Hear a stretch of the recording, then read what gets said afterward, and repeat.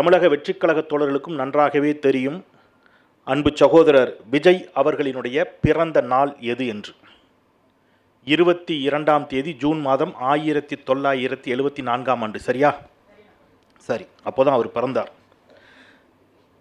பிப்ரவரி 1ஆம் தேதி 1976ஆம் ஆண்டு இந்திரா காந்தியையே துணிச்சலோடு எதிர்த்து அஞ்சாமல் மிசாவிற்காக சிறை சென்றவர் முத்துவேல் கருணாநிதி ஸ்டாலின். எனில் அப்பொழுது விஜய்க்கு வயசு என்ன தெரியுமா? 1.5 வயசு. சகோதரர் விஜய் அவர்கள் 1.5 வயசு குழந்தையா தவழ்ந்து கொண்டிருந்த பொழுது இந்தியாவை மட்டுமல்ல உலக நாடுகளை எல்லாம் மிரட்டி பார்த்த இந்திரா காந்தியின் மிரட்டலுக்கே அஞ்சாதவர் முத்துவேல் கருணாநிதி ஸ்டாலின். இந்த சலசலப்புகளுக்கெல்லாமா அஞ்சு விட போகிறார்? ஒன்றும் நடக்க போறதில்லை. இன்றைக்கு விஜயனுடைய வயது 50. திராவிட முன்னேற்ற கழகத்தின் வயதே 75.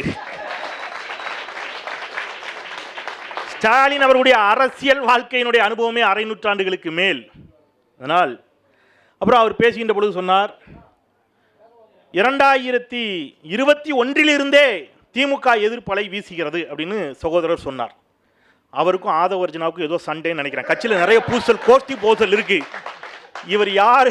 இவர் ஏன் ஆதவர்ஜனாவுக்கு கடுமையாக இப்போ அவங்க எதிர்ப்பு தெரிவிக்கிறாருன்னு தெரியல. ஏன்னா இன்னைக்கு தான் பொதுக்குழுவில் ஆதவர்ஜனா சொன்னார், 2021 தேர்தலில் கருப்பு சிவப்பு வண்ணம் போட்ட சைக்கிளில் போய் எங்கள் தலைவர் திமுகவிற்கு ஆதரவாக மறைமுகமாக வாக்குகள் சேகரித்தாரே என்று ஆதவர்ஜனா சொன்னாரு.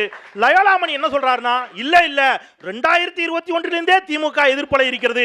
2021 திமுக எதிர்ப்பலை இருந்துச்சுன்னா உங்க தலைவர் ஏங்க சைக்கிள்ல போய் திமுகவுக்கு மறைமுகமாக வாக்கு கேட்டார்? இல்லையா? இது இந்த பக்கத்து இடியாப்போம். நீங்க போன வாட்டி அந்த பக்கத்துல இருந்து வந்துச்சுல்ல. நியூட்டனின் 3ஆம் விதி, ஒவ்வொரு வினைக்கும் சமமான எதிர்வினை உண்டு. அதான் இது. அப்புறம் இட்லி கடையை விட இடியாப்ப கடை பிசினஸ் நல்லா ஓடுது போல இருக்கு. சகோதரி ஒரு கேள்வி கேட்டாங்க. அருமையான கேள்வி. 2000 நீங்க தொடர் வெற்றியை பெற்றுக்கொண்டு இருக்கிறதே, நீங்க இப்ப மட்டுமா வெற்றி? நீங்க ஆன்டி இன்கம்பன்சின்னு சொல்றீங்க.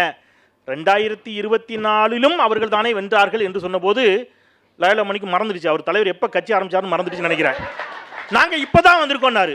2024 நாடாளுமன்ற தேர்தலுக்கு முன்பாகவே நீங்கள் கட்சி ஆரம்பித்து விட்டீர்கள் என்பதை நான் உங்களுக்கு பணியோடு நினைவூட்ட கடமைப்பட்டிருக்கிறேன் அன்பு சகோதரரே.